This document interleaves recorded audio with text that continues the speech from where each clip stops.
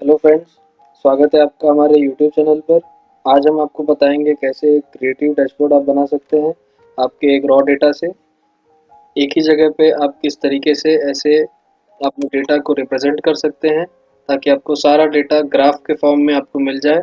और ये सारे डायनामिक ग्राफ से आप हर एक क्लिक करने पे, जैसे आप एम्प्लॉय पे क्लिक करेंगे तो आपको एम्प्लॉय वाइज सेल्स मिल जाएगा, आइटम पे क्लिक करेंगे तो आइटम वाइज मिल जाएगा।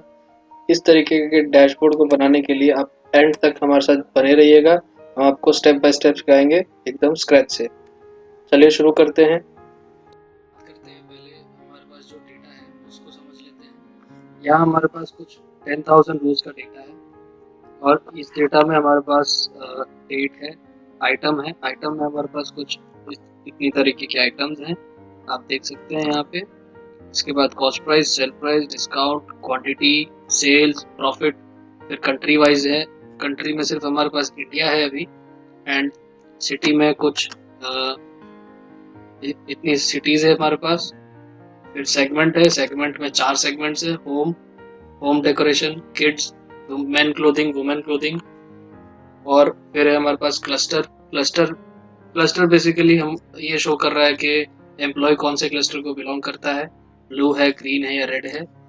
फिर हमारे पास एम्प्लॉय का नेम है, customer age and customer group. ठीक है, तो हमने पहले अपने डेटा को समझ लिया है। अब हम इस पे पिवट टेबल अप्लाई करेंगे।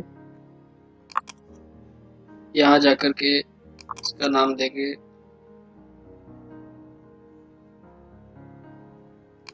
ओके। पहला पिवट टेबल हमारा होगा डेट और फिर हमको चाहिए इसमें सेल्स, तो सेल्स दिखाना है। और हमको दिखाना है कि कौन से सेगमेंट में कितना सेल हुआ है, तो हम इस सेगमेंट को कॉलम में ले जाएंगे। तो इस तरीके का कुछ हमारे पास डेटा आ गया है। इस पिवट टेबल का हम लोग नाम दे देंगे मंथ वाइज पिवट। नाम देते वक्त ध्यान रखिएगा दोस्तों कि आप यहाँ पे कोई भी स्पेस ना छोड़े, क्योंकि स्पेस छोड़ देने से पिवट टेबल का नाम एक्सेप्ट नहीं करेगा। ठीक है, तो हमारे पास में डेट वाइज, मंथ वाइज पूरा हमारे पास डेटा आ गया है। हम इसमें इसको ग्रुप कर लेते हैं।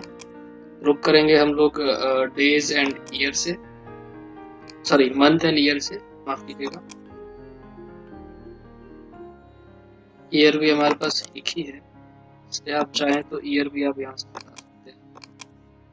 तो हमारे पास मंथ वाइज पूरा डेटा आ गया है। अब हम चाहते हैं कि ये सारा जो डेटा है वो करेंसी के फॉर्म में हमको दिखे, तो हम यहाँ जाएंगे होम में जाकर के नंबर फॉर्मेट, करेंसी। करेंसी में हम सिलेक्ट करेंगे रुपी, क्योंकि ये इंडिया की बात हो रही है। आप जाएंगे नीचे नीचे, 2016 वाले वर्जन में आपको मिल जाएगा, आप देख सकते हैं। ये रुपी डेसिमल मुझे नहीं दिखाना है।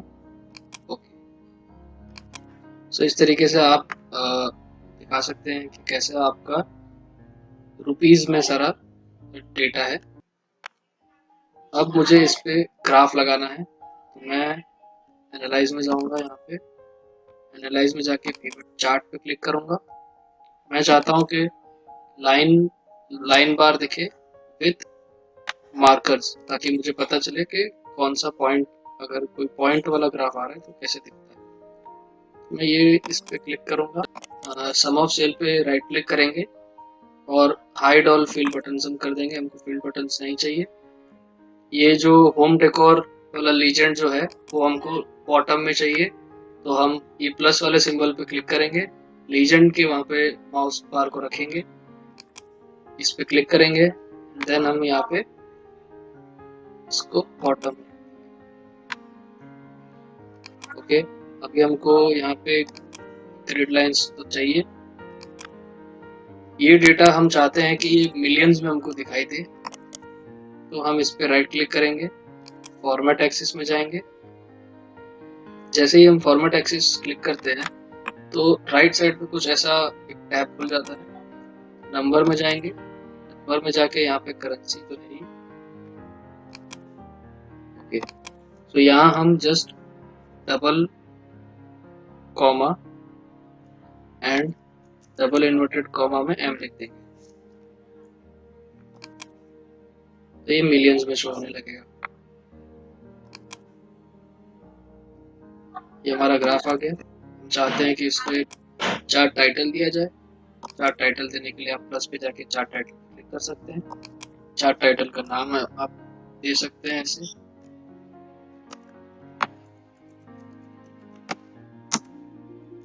Month wise sales.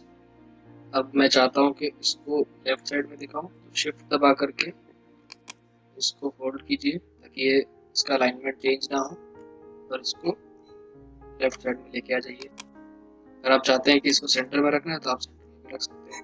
शिफ्ट दबा के इसको फिर से सेंटर में ड्रैग कर लीजिए, सेंटर में जाए। जैसा आप चाहें वैसा आप इसको रख सकते हैं। ठीक है, तो आपने एक ग्राफ तो बना लिया है। चलिए इसको एक नया शीट ओपन करते हैं। वहाँ शीट का नाम दे देंगे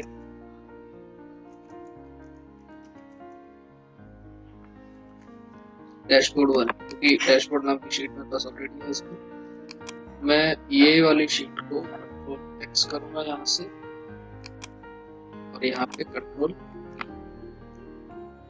मैंने एक ग्राफ बना लिया है। अब मैं दूसरा ग्राफ, तो दूसरा ग्राफ बनाने के लिए दोस्तों आप यहाँ से सीधे इसको कंट्रोल सी कीजिएगा, कंट्रोल वी कीजिएगा। जैसे ही आप कंट्रोल वी करेंगे तो वो पूरा का पूरा पिवट टेबल आपका कॉपी हो जाएगा विद ऑल इट्स प्रॉपर्टीज। तो आप इसमें जब भी कोई दूसरा ग्राफ बनाएंगे तो सारा एक साथ लिंक हो जाएगा। ठीक है, ये बहुत ही इंपॉर्टेंट स्टेप है दोस्तों, आपको इसे याद रखना है। हमको यहाँ पे अब सेल्स चाहिए लेकिन सेगमेंट नहीं चाहिए, हमको चाहिए यहाँ पे आइटम। हम आइटम वाइज देखना चाहते हैं कि हमारा कितना सेल हुआ है। तो आइटम वाइज देखने के लिए आइटम पे क्लिक कर देंगे, ये रोज में आ जाएगा। ठीक है, ये ऑलरेडी हमारे पास नंबर फॉर्मेट इसका ऊपर से कॉपी हुआ है इसलिए ये रुपी वाले फॉर्मेट में आपको दिख रहा है। अब इस पे इसका एक नाम दे देते हैं हम लोग पहले पिवट टेबल का। पिवट टेबल का नाम होगा आइटम सेल पिवट। इसी पे क्लिक करते हुए एनालाइज में जाएंगे, पिवट चार्ट लगाएंगे। पिवट चार्ट में हम चाहते हैं कि एक 3D पाई जैसा हमें कुछ दिखे। 3D पाई पे क्लिक करेंगे, राइट क्लिक करके हम फिर से सारे फील्ड बटन हटा देंगे। हम चाहते हैं कि ये जो लीजेंड है वो इसका नीचे या ना दिखे, लीजेंड हमको नहीं दिखाना है। लेकिन हम डेटा लेबल्स ऑन कर देंगे। डेटा लेबल्स में जाइए, डेटा लेबल्स में जाके आप मोर ऑप्शंस पे क्लिक कीजिए। यहाँ पे आपको कैटेगरी का नाम पे क्लिक कर देना है, आपको कैटेगरी का नाम आ जाएगा। फिर आपको परसेंटेज पे क्लिक कर देना है, तो कितना परसेंटेज वाइज सेल्स है वो आ जाएगा। वैल्यू को आप ऑफ कर दीजिए ताकि आपका डेटा अच्छा सा दिखे इस तरीके से। अभी मैं इसको बेस्ट फिट की जगह आउटसाइड एंड पे रखता हूँ ताकि ये बाहर की तरफ दिखे और मेरा कोई भी डेटा एक दूसरे पे ओवरलैप ना करे। ठीक है, तो इस तरीके का कुछ मेरा डेटा दिख रहा है अभी, बहुत ही बढ़िया लग रहा है। अभी मैं इसको यहाँ से कंट्रोल एक्स करूंगा, कंट्रोल एक्स करके मैं इसको ले जाऊंगा मेरी डैशबोर्ड वाली शीट पे ताकि मैं इसको बाद में फाइनल एडिट दे सकूं। नाउ मैं अभी ये वाला जो पिवट टेबल है इसको मैं सिलेक्ट कर लेता हूँ, इसको मैं कंट्रोल सी करूंगा, कॉपी, यहाँ पेस्ट।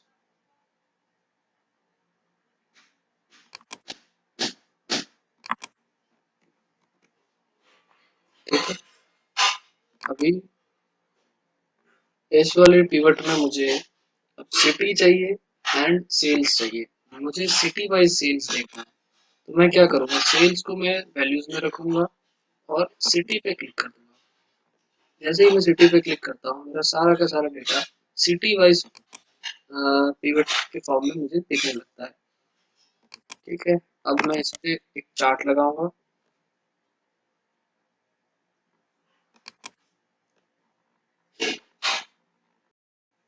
दोस्तों सिटी वाइज मेरे को अगर कोई चार्ट लगाना है तो मैं यहाँ पे इस पे किसी भी सेल पे क्लिक कर दूंगा इस पिवट में।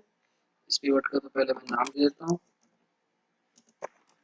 रीजन या फिर सिटी पिवट। सिटी पिवट मैंने नाम दे दिया है। इसमें पिवट चार्ट में जाता हूँ, मैं लाइन में जाऊंगा, देन यहाँ से मार्क वाला लाइन विथ मार्कर वाला ग्राफ में चूज कर लूंगा। आप कोई भी ग्राफ चूज कर सकते हैं, लेकिन मुझे अभी ये ग्राफ ज़्यादा अच्छा लग रहा है, इसके लिए मैंने ये चूज कर लिया है। करके सबसे पहले तो मैं इसका नाम चेंज कर देता हूँ, नाम दे देता हूँ मैं रीजन वाइज सेल्स। टोटल मुझे दिखाने का जरूरत नहीं है, क्योंकि ऑलरेडी उनको पता है कि ये टोटल है। इसके साथ भी हम मिलियंस वाला फॉर्मेट कर देंगे, जैसा कि हमने पहले किया था।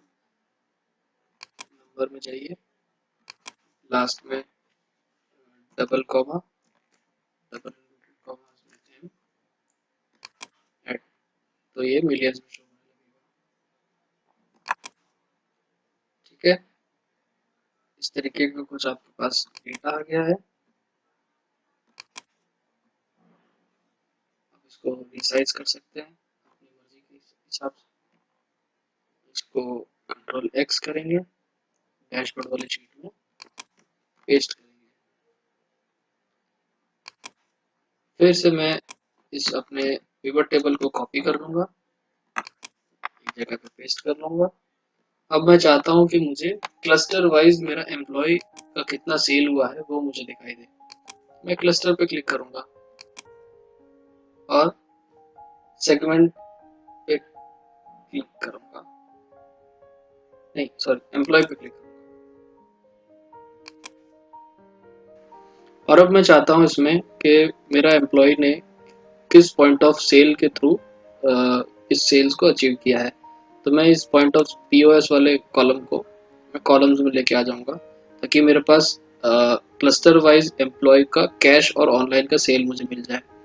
मैं चाहता हूं कि इस पे अब मैं एक ग्राफ बनाऊं। इस पे ग्राफ बनाने के लिए सबसे पहले तो मैं पिवट टेबल का नाम दे देता हूँ। पिवट टेबल का नाम मैं रखूंगा एम्प्लॉय पिवट। इस पे पिवट चार्ट कर दूंगा। पिवट चार्ट में मैं bar chart, clustered bar chart दिखाना चाहता हूँ। क्लस्टर्ड बार चार्ट का रीजन ये है कि मेरे पास जो एम्प्लॉय के नाम है वो बहुत ज़्यादा है। उसको अगर मैं ये एक्स एक्सिस पे रखता हूँ तो काफ़ी लंबा और बहुत ही हौच पौच वाला ग्राफ बन जाएगा। इसलिए एक सिंप्लीफाइड ग्राफ बनाने के लिए, सिंप्लीफाइड अच्छा सा व्यू देने के लिए मैं बार चार्ट को चूज कर रहा हूँ। ये बार चार्ट मेरे सामने रेडी है। मुझे इसमें ये फील्ड बटन्स नहीं चाहिए। मैं चाहता हूँ इसमें एक चार्ट का टाइटल हो, जिसका नाम मैं रखूँ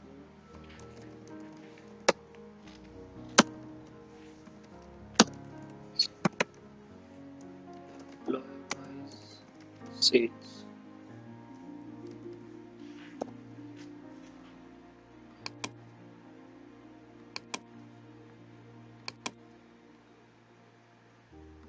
इसको भी हम फॉर्मेट एक्सेस में जाके इसका नंबर फॉर्मेट मिलियंस में कर देंगे। मिलियंस में करने के लिए आपको बताइए, अब तो double comma M, double inverted comma add,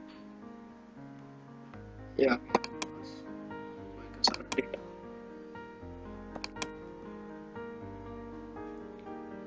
इसमें मैं चाहता हूँ ये जो ग्रिड लाइंस है, सॉरी ये वाली जो ग्रिड लाइंस है ये मुझे ना दिखे, तो फॉर्मेट ग्रिड लाइंस,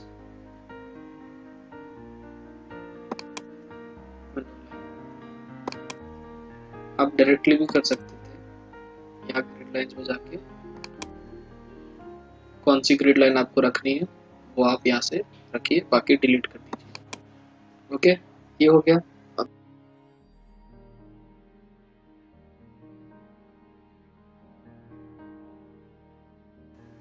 तो दोस्तों अभी मैं चाहता हूँ कि मैं यहाँ से हाँ, मैं इसका थोड़ा विड्थ बढ़ाना चाहता हूँ। विड्थ बढ़ाने के लिए आप इस पे राइट क्लिक कीजिए, आप नीचे फॉर्मेट में जाइए, फॉर्मेट में जाकर के आप यहाँ से गैप विड्थ को कम कर सकते हैं ताकि ये जो बार्स हैं इसका चौड़ाई बढ़ जाए, थोड़ा आपको मोटा दिखने लगेगा। तो इसका आप पहले विड्थ 100 पे सेट कीजिए, 100 भी कम है तो 75 पे कीजिए। हाँ, अभी अभी परफेक्ट लग रहा है, ठीक है। अब हम इसको कंट्रोल सी कॉपी करके हम इसको डैशबोर्ड वाली शीट पे लेकर के आते हैं। यहाँ पे हम कंट्रोल वी करेंगे तो ये हमारे डैशबोर्ड की शीट पे आ चुका है।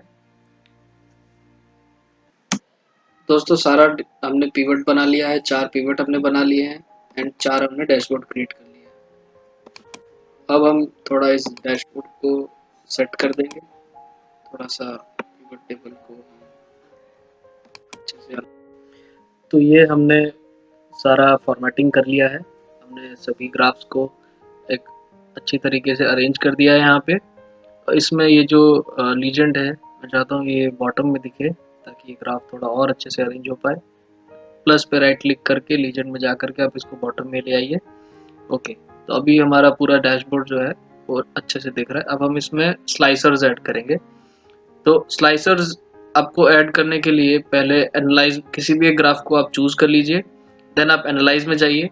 एनालाइज में जा करके वहाँ आपको इंसर्ट स्लाइसर का टैब दिखेगा, आप उस पर क्लिक कीजिए।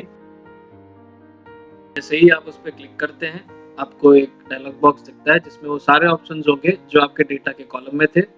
इंसर्ट स्लाइसर पे जाकर के डेटा सिलेक्ट कर लीजिए, आइटम सिलेक्ट कर लीजिए।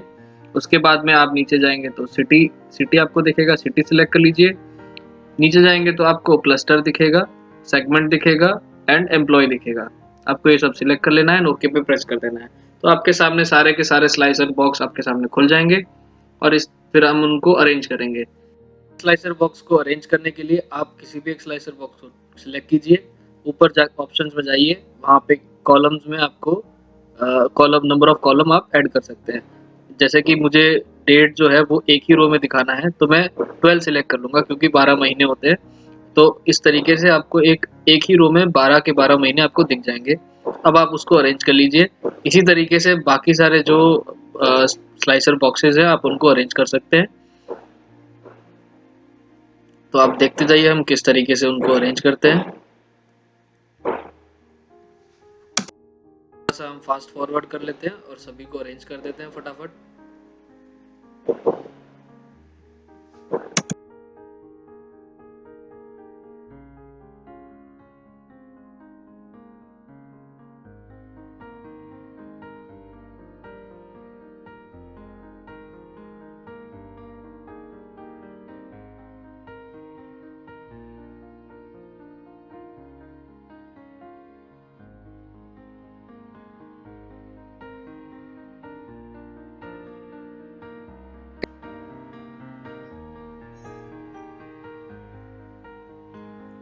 ठीक है दोस्तों, तो आपने अपना ग्राफ और अपने स्लाइसर जो है वो इस तरीके से अरेंज कर लिए हमने। एंड अब हम समझेंगे कि स्लाइसर कैसे काम कर रहे हैं। तो सबसे पहले तो हम इन स्लाइसर्स को सभी के सभी ग्राफ के साथ लिंक करने के लिए आप किसी भी स्लाइसर पर राइट क्लिक कीजिए, रिपोर्ट कनेक्शंस में जाइए और यहाँ पे सारे आप सिलेक्ट कर दीजिए। सभी के साथ आपको ऐसे ही करना है, सारे के सारे पिवट टेबल आपको सिलेक्ट कर देना है। पिवट टेबल का नाम देने का फायदा अब आपको समझ में आ रहा होगा। यहाँ पे आपको पिवट के नाम,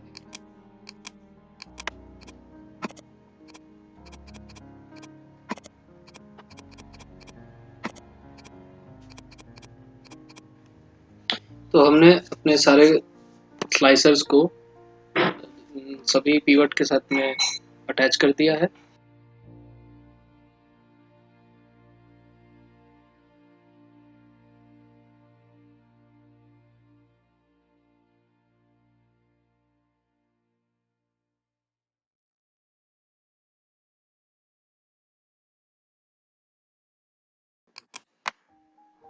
सो अब हम क्या करेंगे, हम किसी भी, जैसे हमने सिटी पे क्लिक किया तो हमारे पास सिर्फ चंडीगढ़ का डेटा है। ये जितना भी मंथ वाइज सेल्स आपको दिख रहा है सब चंडीगढ़ का डेटा है। चंडीगढ़ का आप जनवरी में देखेंगे, वुमेन क्लोथिंग का जो डेटा, वुमेन क्लोथिंग का जो वैल्यू था that was 2.8 million rupees.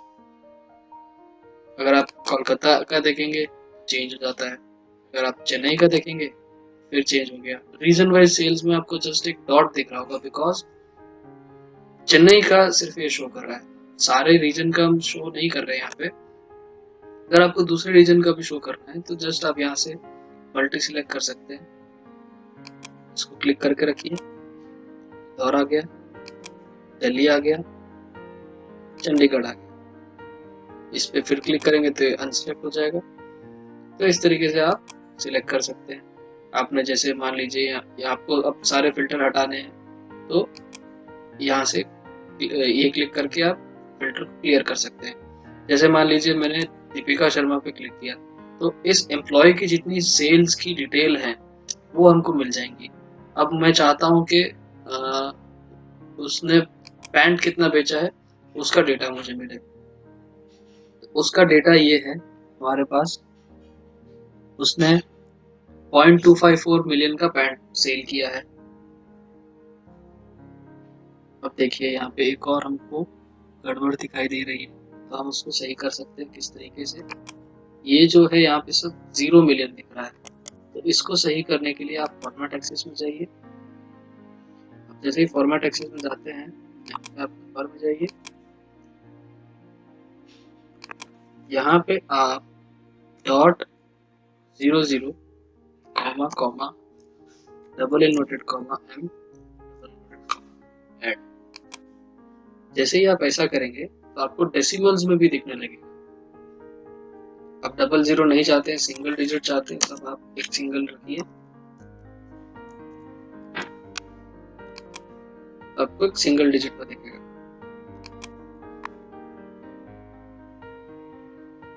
Same आप इसके साथ भी कर सकते हैं।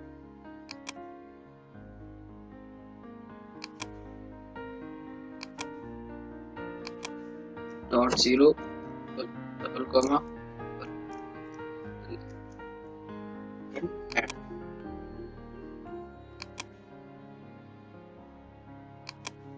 चाहे तो इसके साथ भी कर लीजिए।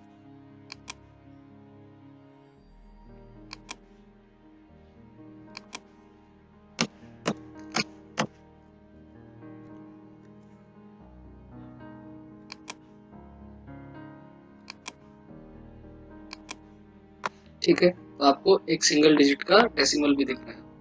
अब मैं चाहता हूँ कि दीपिका एंड दिलीप कुमार ने कितना सेल किया वो मुझे एक साथ दिखे। मैंने कंट्रोल दबा के दिलीप कुमार को भी सिलेक्ट कर लिया। तो और मैं चाहता हूँ कि उन्होंने क्रॉप टॉप एंड साड़ी कितना बेचा। तो साड़ी का सेल हुआ है 36% एंड पैंट का सेल हुआ है 64%। ये एम्प्लॉय का सेल वाइज डिटेल है, इन्होंने ऑनलाइन में कितना सेल किया है, कैश में कितना सेल किया है, ये मंथ वाइज उन्होंने कितना सेल किया है उसका डिटेल आ गया है। ये मैक्सिमम गया है आपका 1.2 मिलियन रुपीज, और ये चेन्नई में इन्होंने सबसे ज्यादा बेचा है जो कि 2.5 मिलियन क्रॉस कर चुका है। ठीक है, तो आप इस तरीके से अपना एक डैशबोर्ड बना सकते हैं। अगर आप चाहते हैं इसको और सजाना है तो आप इसको और अच्छे से अरेंज करिए। अच्छे से अरेंज करने के बाद आप इसमें बैकग्राउंड में कुछ कलर दे सकते हैं। इस तरीके से सिलेक्ट करके बैकग्राउंड कलर मान लीजिए मैंने ग्रीन रख दिया है, या फिर मैं इसको येलो कर सकता हूँ, रेड कर सकता हूँ, जैसा जो भी मुझे अपना सूटेबल लगेगा उस तरीके का मैं यहाँ पे थीम दे सकता हूँ। ठीक है,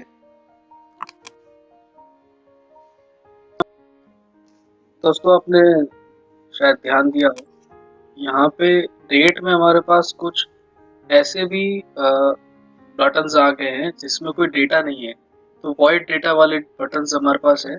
तो इसको अगर हम शो नहीं करना चाहते हैं तो हम क्या करेंगे, यहाँ से hide items with no data, जैसे ही हम ये कर देंगे